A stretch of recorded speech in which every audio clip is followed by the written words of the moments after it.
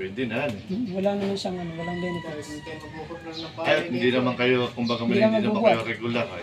Kung hindi mag-uhorn ng palay dito, hindi ka makakais.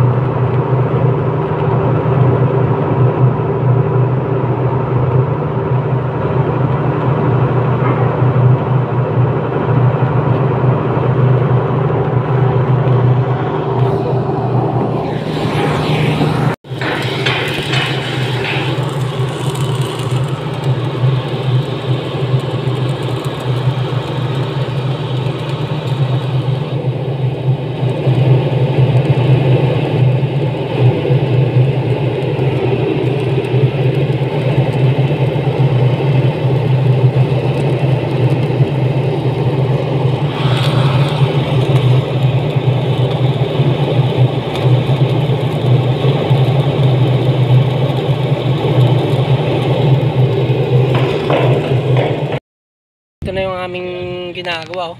Yan, mga tubo. Nadugtong na namin yan. Ito kasama ko mga klasikong master. Malupit yan sa ano, sa pipe. Okay lang pipe, okay lang babae. Yun, oh. Lakas mo kasi na yun. Ibabaw niyan dyan, oh, gagawing kantanan. Ano tayo nag-upload dito eh. Ngayon, tambay-tambay muna kami. Wala pa yung mga bossing. Hindi yung maandar yung aming generator. Pero kapag yung nakaangat na lang dito, yan. Bagsak lang. Yung aming mga pormahan dito, ganito lang. Dahil inaano mo yung... At mainit. Yeah, mahirap tong i-full weld ay. Pag tingnan natin yung aming welding. Yan yung aming mga welding. Hindi naman siya maselan. Kaya wala pati yung root pass. Ayaw nung Chinese eh. Capping agad diretso.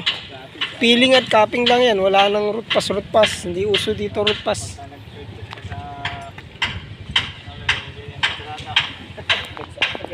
Mas gagawin kasi dito ang pier. Ayan. Nakabaon na kami ng ano, 4 kahapon. Naka-4 na ano na. 4 na tubo. Tapos nalagyan na rin ng yung nakatungtungan.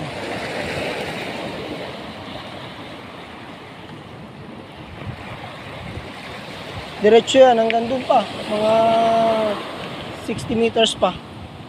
Ang layo. Matindi yung Chinese kahapon, hanggang sa tubig nagwe-welding eh. Hindi kaya yung tao na yun. Magaling mag-welding. Ito nga pala ay hinahawakan ng TD Corporation at saka Alter Energy. So yun yung aming company. So ngayon nagantay-antay muna kami kasi wala pa yung leadman na Chinese. Kaya antay-antay muna. Tambay-tambay.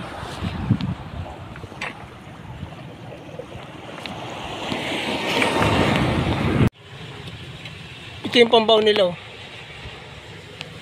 Sinasabit yun. Tapos ibinabaon. Tingnan natin mamaya kung paano ibaw niya iba. Dalawang dugtong ng tubo yan. Ang machine nilang pangbaon. Kuning mga ka-DIY. So, welder tayo ngayon. Tayo ay kabakal. Nakapasok kasi ako dito sa ginagawang pier dito sa amin kasi ang kailangan na ng institute. So nag-apply kami tatlo. Ang sinama ko itong dalawa kong kaklase. Kasi Kuya Nel ito. Yung isa naman na si Kuya Marvin. Mga kuya siya. Magagaling mag-welding yan. Offshore na yan, offshore. So nakaka, 6 na haligi na. 1, 2, 3.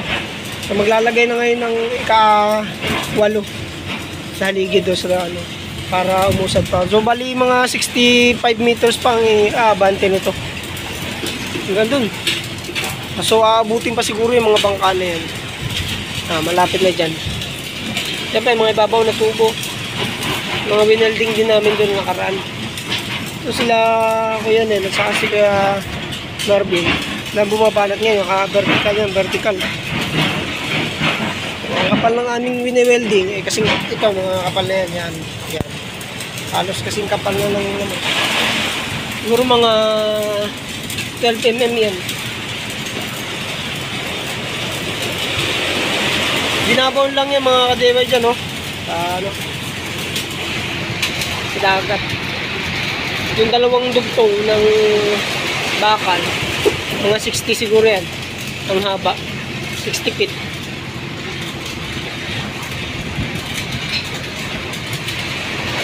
Pagdudugtongin pa, so ang bigat niya mga 3 tons. Ibabaw niyan dito ng vibro. Papakitaan natin kayo mamaya ng pagbabaw.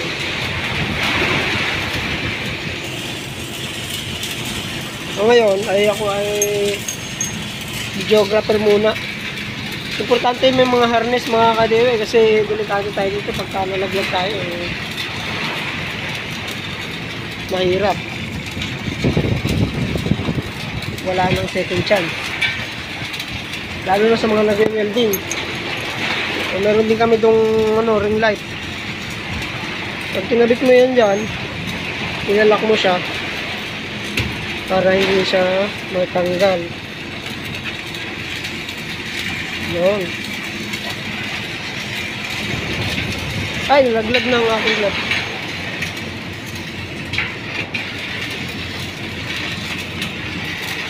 Ayan, mga malulupit itong bumanat mga klase ko sa Tesla. Tapos ko yun kumabanat.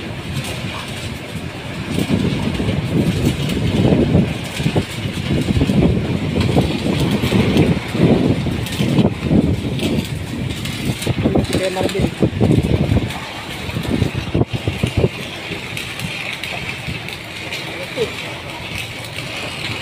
vertical offshore na yan, offshore. So, may tulig-tulig pa.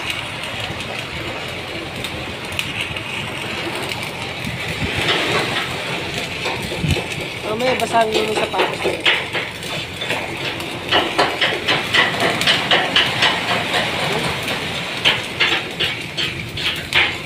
Ako, tambay lang ako. Kung sa tinisa nila kung tama ang ginagawa nila. Hindi, wala na kasing machine. Kulang na. Ay, Shout out sa mga taga St. Mark. Taga St. Mark. Sa aming school ng TESDA. Kami nag-aaral eh.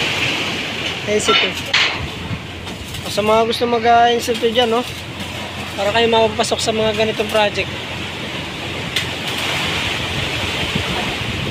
Maabante na. Hanggang doon pa yan. Lampas pa yan doon sa bangkang malaki na yan. Lalampasan niya pa yan. Doon, mga 65 meters pa. Magbabaw niya yun ng tubo. Yun yung mga ibabaw no? Dalawang dugtong yan. Mga 60 feet. Ano boss? Ayos na? So, ang bigat niya ng mga 3 tinulada. Bawat isa.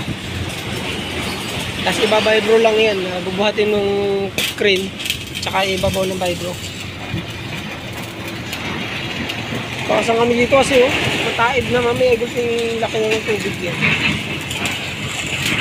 Nagsabit na kami ng mga harness. Para kami malaglag. Delikado kasi pagka nalaglag ka dyan. Tapos nakasama mo yung holder. Makikiliti ka dyan. Konto.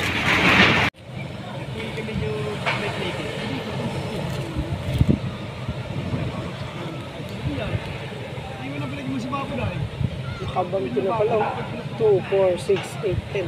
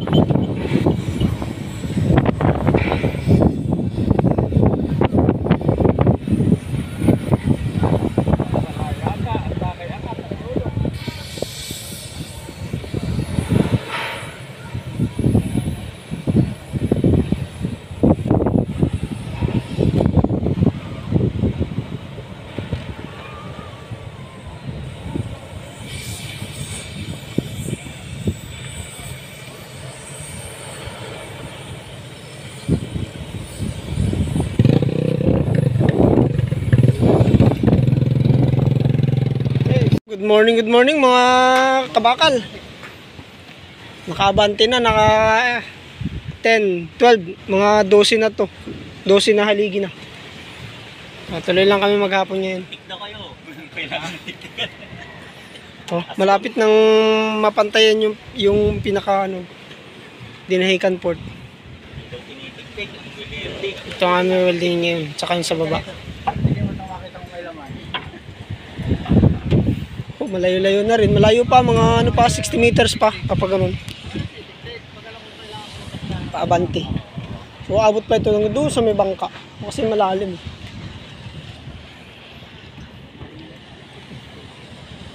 Oh, lalim na. Tuloy lang, mag-welding uli kami sa ilalim. Tapos itong mga bakal na yung plate, i-weldingin din sa may gilid-gilid. Para na kami nakasama si Kuya Neil at si Kuya Alan. Yung crane, laki-laki.